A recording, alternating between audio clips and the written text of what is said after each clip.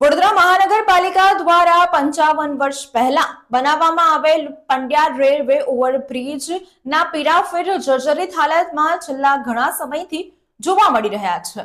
હવે બ્રિજના પિલર અને કોલમ પણ જર્જરિત જોવા મળી રહ્યા છે, જ્યાં તિરાડો પડી ગઈ છે અને આ તિરાડોમાંથી પાણી પણ ટપકી રહ્યા છે। ત્યારે કોંગ્રેસના કોર્પોરેટર અમીબેન રાવત અને સ્થાનિક રહીશો ઘટના સ્થળ પર દોડી આવ્યા હતા અને બ્રિજનો સ્ટ્રક્ચર સ્ટેબિલિટી રિપોર્ટ કઢાવવાની માંગ કરી છે।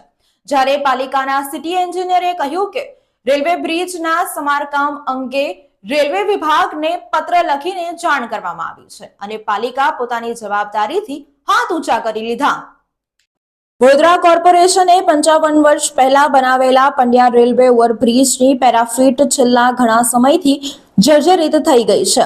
હવે તો રેલવે તંત્રના કાર્યક્ષેત્રમાં આવતા બ્રિજના પિલર અને કોલમમાં તિરાડો પડી ગઈ છે અને તેમાંથી પાણી ટપકી રહ્યું છે, જેની જાણ થતા કોંગ્રેસના કોર્પોરેટર અમીબેન રાવત અને સ્થાનિક રહીશ ઘટના સ્થળે દોડી આવ્યા હતા, જે બંને જણાએ બ્રિજના કોલમ અને પિલરના જર્જરિત ભાગનું નિરીક્ષણ કર્યું હતું અને બ્રિજનો સ્ટ્રક્ચર સ્ટેબિલિટી રિપોર્ટ કઢાવવાની માંગ કરી છે। મહત્વની વાત છે કે પિલરના કોલમ અને જર્જરિત થતા તિરાડો પડતા રેલવે તંત્રએ માત્ર લીપાપોતી જ કરી છે। રેલવે વિભાગે પિલર અને કોલમની તિરાડો પૂરવા કેમિકલ લગાવ્યું છે। આ સાથે જ સળિયાને સપોર્ટ મળે તે માટે પિલરમાં ખિલ્લા માર્યા છે। પિલર અને કોલમના સળિયા પણ કોહવાઈ ગયા છે।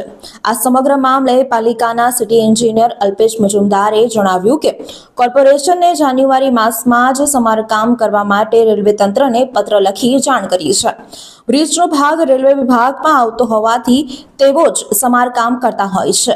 કોર્પોરેશન સતત રેલવે વિભાગના સંપર્કમાં રહી કામ કરવા માટે સૂચના આપે છે।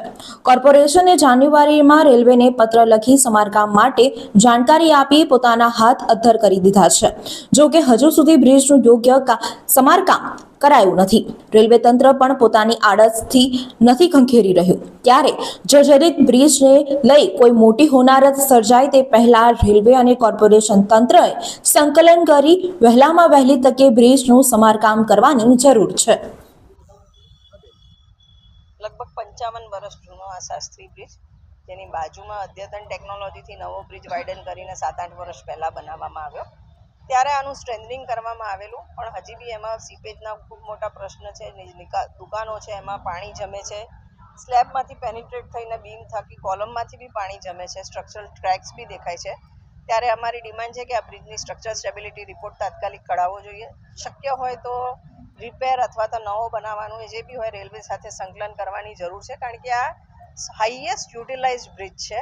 ઈસ્ટ અને વેસ્ટને જોડતો જે બ્રિજ છે ક્રિટિકલી ઇમ્પોર્ટન્ટ બી છે। ત્યારે કોર્પોરેશને આના પર પૂરતું ધ્યાન રાખી અને યોગ્ય પગલાં તાત્કાલિક લેવા જોઈએ।